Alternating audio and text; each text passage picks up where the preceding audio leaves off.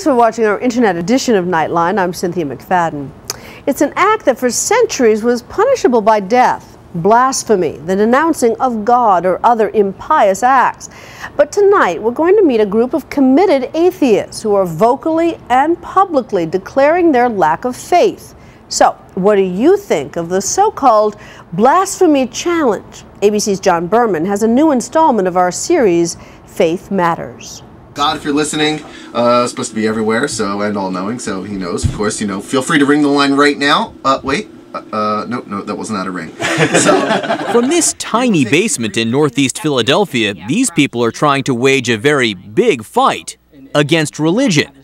All religion. Why don't you believe in God? I don't see any good reason to believe in God. It's that simple? Yeah, it's that simple. What's wrong with God? Nothing. What's wrong with the tooth fairy?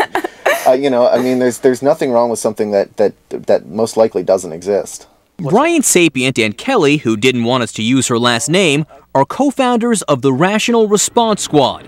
They're atheists. There are an estimated 20 to 30 million in the United States these days. Sometimes they say a persecuted minority. Atheists are completely vilified, and it's okay. It's actually okay to hate atheists. We're like the last group that people overwhelmingly agree it's okay to hate us. Hopefully, we'll find God today, because we're told all the time that we need to, so. The members of the squad preach their beliefs, or lack thereof, on a weekly internet radio show. It's so inflammatory to some that they've received death threats, which is why Sapient isn't Brian's real last name and why their show is broadcast from this bunker at an undisclosed location. What's your day job? Curing theism. Your day job is fighting God. You're a 30-year-old living in Northeast Philly, and you wake up in the morning and spend your days taking on God. Wow, that's a dramatic way to put it. And they've come up with a dramatic way of doing it. I deny God, Jesus, and the Holy Spirit. Complete with kitschy graphics, the group is now engaged in a project which almost seems to invite the hate. It's called the Blasphemy Challenge. I deny the existence of God the Father, Jesus the Son, and the Holy Spirit, and I am no longer afraid.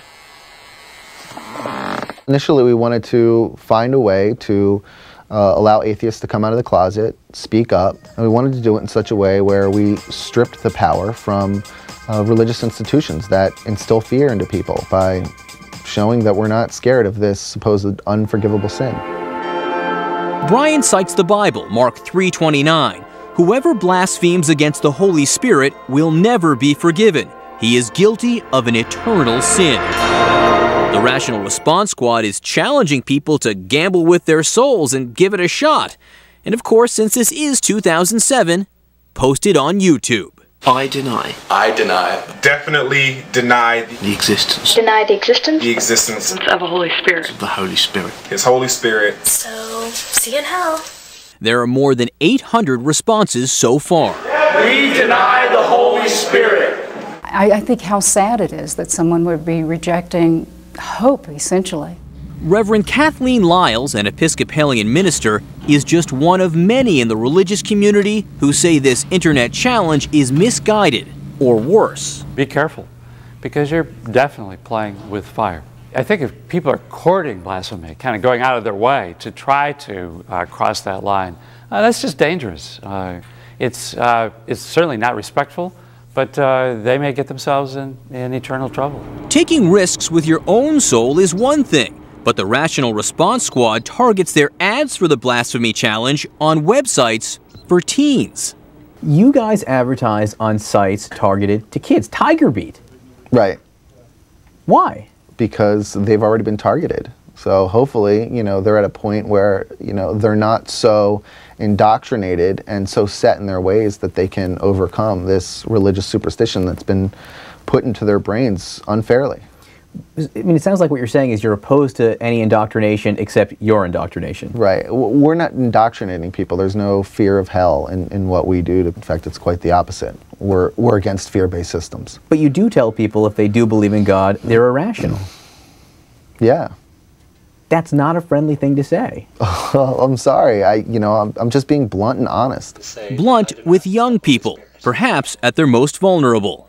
I can't say I'm really surprised by it. I mean, we live in a very difficult time. I think people have a lot of anger, people have a lot of anxiety. If you want to challenge something, if you're young and you feel like kicking out windows, saying something like this about God is one way to exercise that. Is an internet game or gimmick really the right way to be discussing issues as weighty as faith?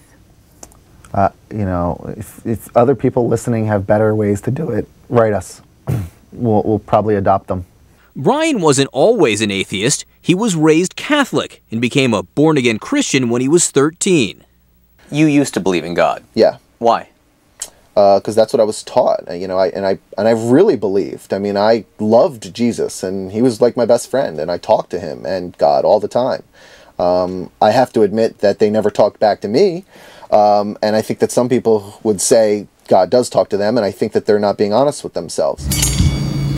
Reverend Kathleen Lyles says Brian is simply missing the point. Faith is not something that can or should be proven. Faith is a gift. It's a mystery, as so many other gifts from God are.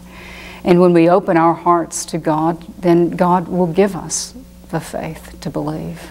Other critics of Brian's mission are not nearly so restrained. He's received virulent death threats with virulent language. You're a idiot, and I hope you get hit by a bus with a giant sheet of LSD on the front of it, you arrogant, irrational asshole. That's creative. Yeah. Despite the critics, atheism isn't going away and might be getting stronger. Hi, this is Penn Jillette. Of course, I denounce the Holy Spirit. Two of the best-selling books on Publishers Weekly's religion list are by atheists about atheism. There's a hard-hitting documentary questioning the very existence of Jesus. There's even an atheist lobby in Washington. And are you part of some atheist counteroffensive?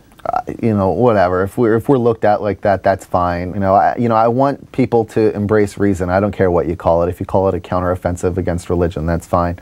I want people to embrace reason and abandon superstition. Brian and his cohorts seem to have an answer for everyone and everything. The way you're talking, it either seems like you're saying you're with us or you're against us. Well, we're talking about things that are somewhat black and white to us. Yeah, you either believe or you don't. You're religious or you're not. You're an atheist or you're not. You're right or wrong, in your opinion. Well, yeah, I guess. I mean, in that sense. How long will this challenge go on? Until the end of Christianity. Do you have a date on that?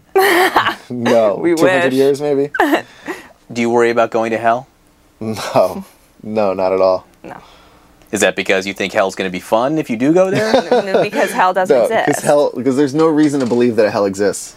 If there's a 1 in a million shot that hell existed. Right. Yeah, that would stink, huh? The jokes about hell, the whole blasphemy challenge, make them targets for critics who say, whatever their views, their methods are simply disrespectful. If I knew that their belief system was flawed and I didn't say anything, I would find that much more disrespectful. And you know their belief system is wrong? I know as good as I can know something, that's for sure. It just strikes me that your absolute certainty that you're right and that the billions of people who for thousands of years have believed in a God, they're wrong.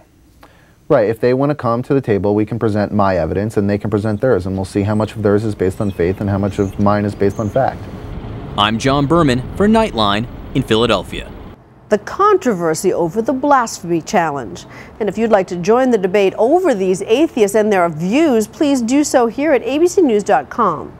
That's today's internet edition of Nightline. Thanks for downloading us. I'm Cynthia McFadden. For Martin Bashir, Terry Moran, and all of us at ABC News, all the best for the rest of your day.